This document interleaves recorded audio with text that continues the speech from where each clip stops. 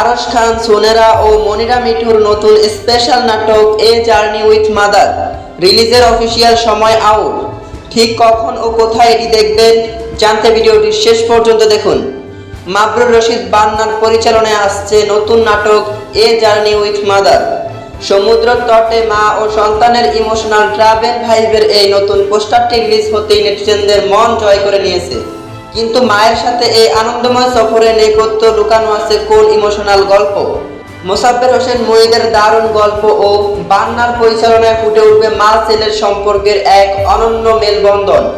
জি TV drama official YouTube চ্যানেলে আসতে যাওয়া এই কালারফুল ড্রামাটি কাউন্টডাউন শুরু হয়ে গেছে।